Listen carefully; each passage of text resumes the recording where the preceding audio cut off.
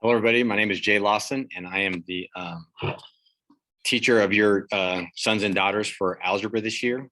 Right now, the class says thinking mathematically, but it's really just going to be a full year algebra class. We're going to go through the entire book.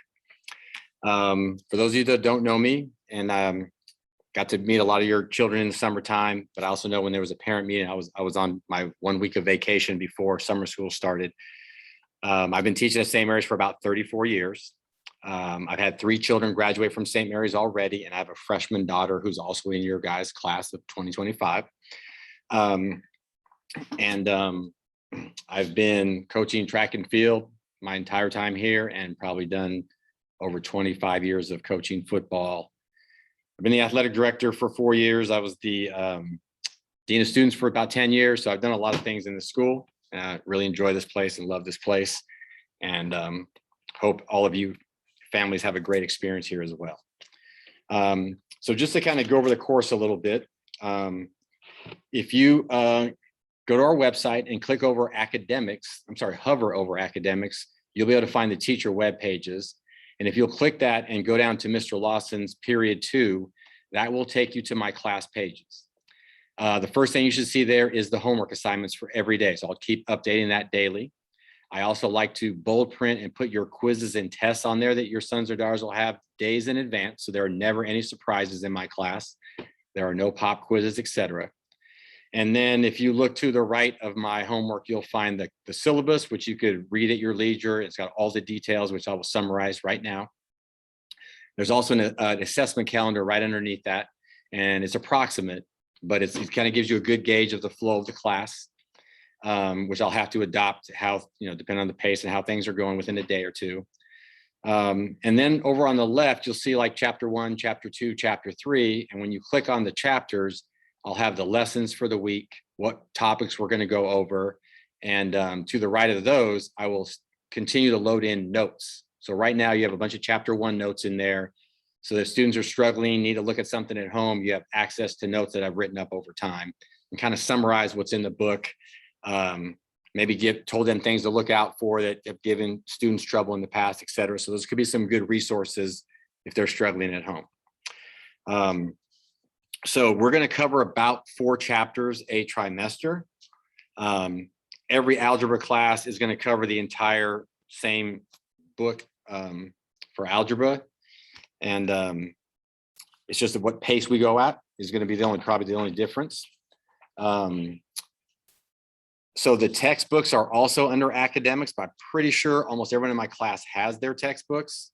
But again, off our website, if you hover over academics, you can click onto the book list and then just scroll down to each of your subjects. I think our book is $14.99. And I have paper copies of all the books that we use in class, which gets us off of our devices. Even kids that are really trying to focus, in my opinion, sometimes can't because Instagram and other things keep popping up in the middle of their work. So we're gonna do a lot of work out of our book in school. And so they don't have to carry it home, they got it on their computer. We will also get back into our ALEX program. And we started ALEX a little bit in the summer, but I'm gonna try to get the class flowing a little bit first, and we'll start going back to ALEX. I think ALEX is a really good program for us to fill in individual gaps. So I am trying to fill in some middle school gaps for the class as a whole, but I may not spend enough time on certain ones for certain people. The ALEX program is designed so that we will all be able to get through certain topics, and then everybody should be up to speed. And maybe Mr. Lawson has to do, a little more time on some topics than somebody else because I didn't know it as well, but on a different topic, I'm pretty strong. That way we get our individual needs taken care of, and I'll be reviewing all the basics kind of together. So the way the kind of this class is going to flow is on a daily basis. Expect homework, although I give a lot of weekends off because I really just want high school kids to sometimes just be high school kids and go have fun. But we're going to work hard during the week. I like to get a lot done in class.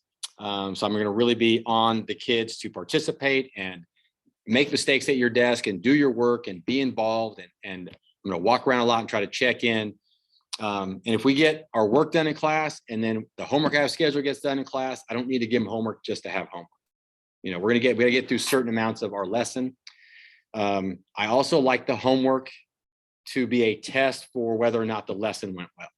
So it's really important in my class that your homework is done when it's due and ready to go for class the next day. So for example, it's Monday night and we have homework. When we come in on Tuesday, the first thing we're going to do is get our homework out and we're going to correct it. I don't correct the homework. I don't collect it. I'll take it home and correct it. We correct it together in class. Different ways we'll do that. But your son or daughter can't really participate in those first 10 minutes if they don't have their homework done. Also, if you don't do your homework, you don't know what you really learned from the previous day. And that's the intent of my homework. Did the lesson go well? Did you understand it? And if not, let's fill in those gaps the next day. You don't know if you have gaps to fill in if you don't do your homework. So for me, that's almost primary number one, is staying on top of homework. Kids that don't do their homework don't really succeed that well. And math and foreign language build off of each other. So if you don't get the early concepts, it's going to come back and keep hurting us down the road. We spent a lot of time in the summer reviewing these concepts, and we're going to get to hit it a second time now, because I also firmly believe we really get these early chapter 1, chapter 2 concepts down, they keep reappearing everywhere else.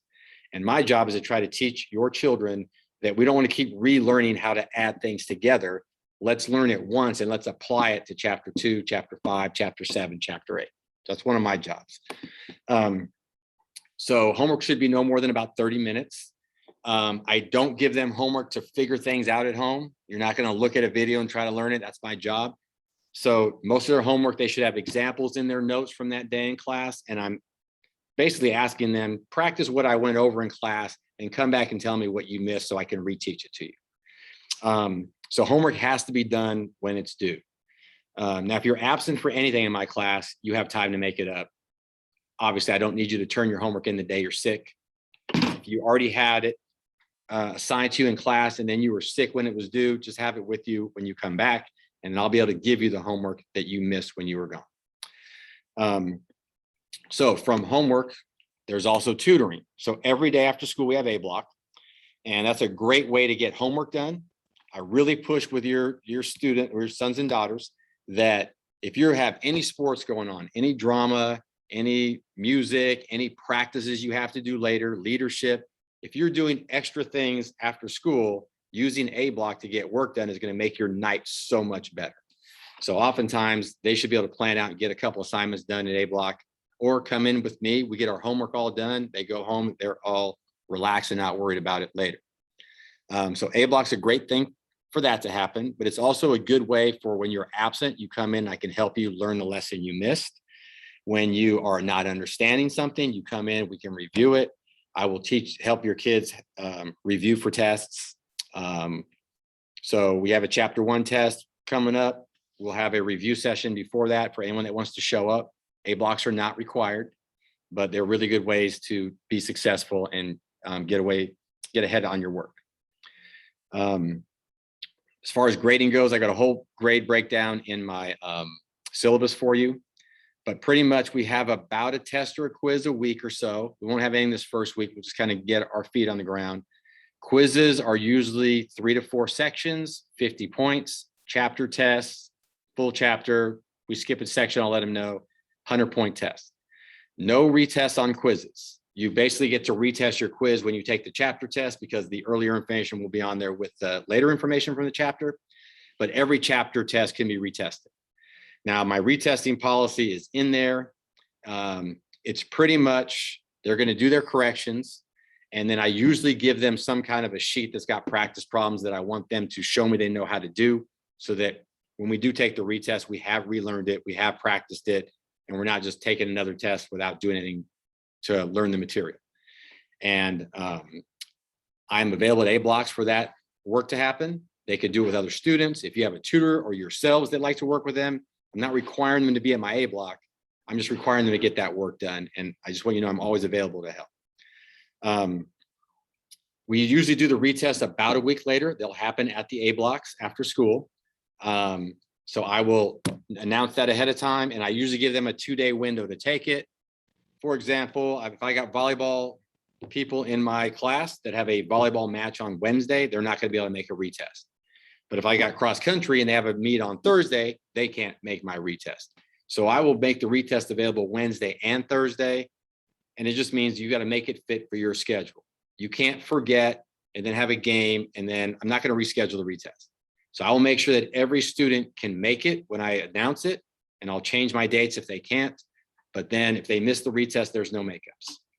And your retest is a full replacement of the grade. So Mr. Lawson gets a C on the first test, but felt like he knew it pretty well and just had to practice more. I study really well. I take the retest and get an A. Mr. Lawson now has an A in the class. I don't average it to a B. You get the retest grade. So it's a really good way to hopefully get kids to come back in and want to learn the material, because they've got to learn it for later anyway. And it's going to be full replacement of their grade. I do schedule my tests and quizzes so they're time and a half in my classroom. However, there are students that get time and a half that want to do it in a private setting. They'll be able to do that very easily. Just send me an email. They want to take it with the counselors, and that's never an issue. And then habits of scholarship. Everyone's going to get a habits of scholarship grade. I will start everybody out in my class with an M. They're meeting expectations. The fastest way to get a poor habits of scholarship grade, a U, is to not do your homework. If you're not doing your homework, then in my class, you don't have good habits. Otherwise, you could get one if you're just talking all the time, or you're not on task, or you're not doing your work. And really, if that happens, I've already had multiple conversations with your son or daughter in class, and then you and I have had a conversation, and I'm basically saying, look, I'm going to give them a U. If they can't fix this, let's team together at home and school and help them be more successful. So that's pretty much it for tonight. Hopefully I'll see some of you on Thursday and get a chance to answer any more detailed questions you would have. The idea is that the end of this year, everybody's hopefully up to grade level. Everyone just goes into normal geometry as sophomores and qualifies for all the classes they want to take later in their St. Mary's career. So thank you very much. And everyone have a great day or evening.